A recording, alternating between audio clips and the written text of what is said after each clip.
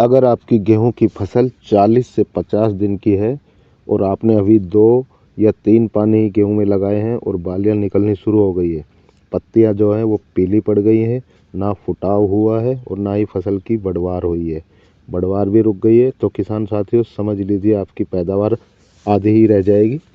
तो आज हम जानेंगे कि ऐसा क्यों हो रहा है, फसल पर क्या असर पड़ सकता है, अभी क्या करें जिससे नुकसान कम हो और आगे के सही उपाय मैं आपको बताने वाला हूं इस वीडियो में। तो वीडियो में आखिरी तक बने रहें। किसान साथियों, गेहूं में अक्सर तीसरे या चौथे पानी में बालियां निकलनी शुरू होती है। तब तक पौधा अच्छा फुटाव ले चुका होता है, बढ़वार अच्छी हो चुकी होती है, कल्ले अच्छे बन चुके होते हैं, क्योंकि वो समय होता है बालियों के निकलने का। लेकिन जल्दी बालियां निकलने का एक कारण है, जो यह है, एक तो जल्दी बुआई। अगर आपने गेहूं अक्टूबर के आखिर में या नवंबर की शुरुआत में बो दिया तो उसे ठंड जल्दी मिलनी शुरू हो गई और फसल ने जल्दी ही फूल अवस्था पकड़ ली।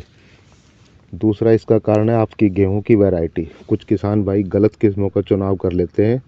कुछ गेहूं की किस्में जल्दी पकने वाली अर्ली मैच्योरिंग होती है, जैसे HD या PBW की कुछ किस्में होती हैं जो कि लेट बिजाई की होती हैं और आप उन्हें जल्दी वाली में लगा देते हैं।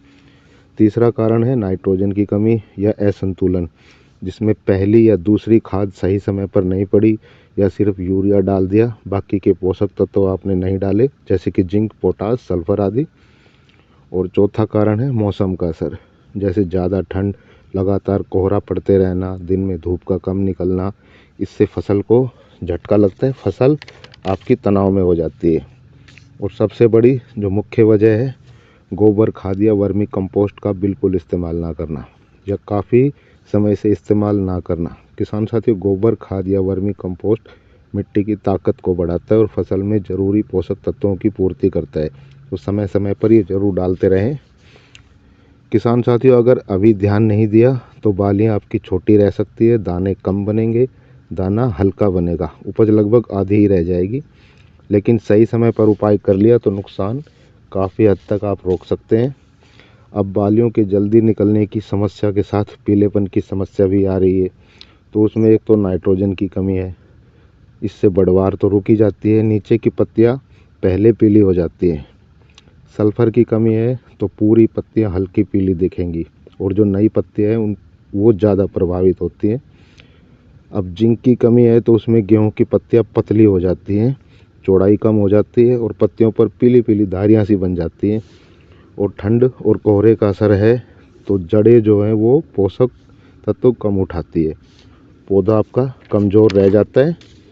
अब सवाल ये है कि अभी तुरंत क्या करें जो इस समस्या पर काबू पाया जा सके। तो एक उपाय है संतुलित खाद।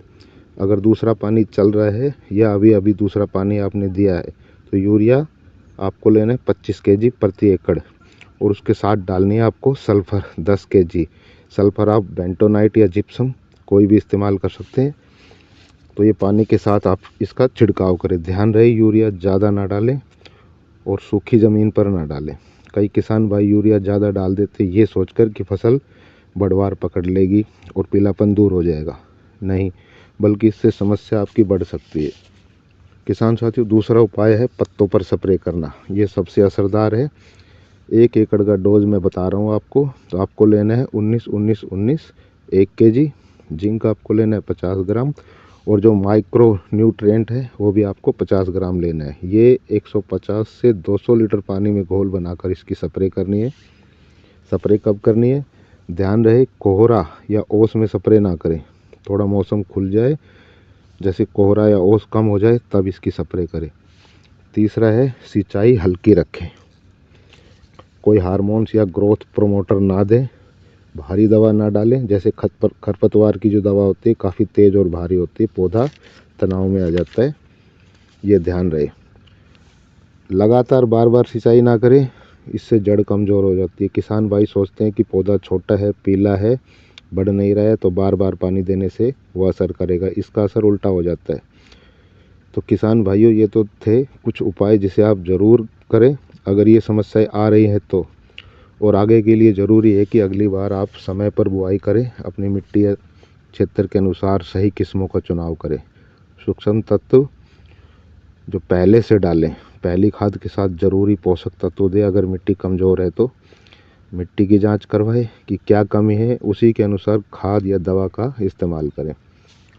किसान साथियों, दूसरे पानी के बाद या 40 से 50 दिनों में बालियाँ निकल रही है तो ये सामान्य बात नहीं है, ये एक चेतावनी है। अगर सही समय पर अभी इसका समाधान कर लिया तो फसल आपकी संभल जाएगी, वरना आपकी इसमें लागत भी नहीं निकलने वाली, उत्पादन आधा रह जाएगा। साथियों, वीडियो पसंद आए तो लाइक, शेयर और सब्सक्राइब ज़रूर करें। वीडियो में आखिर तक साथ रहने के लिए धन्यवाद। जय जवान, जय किसान।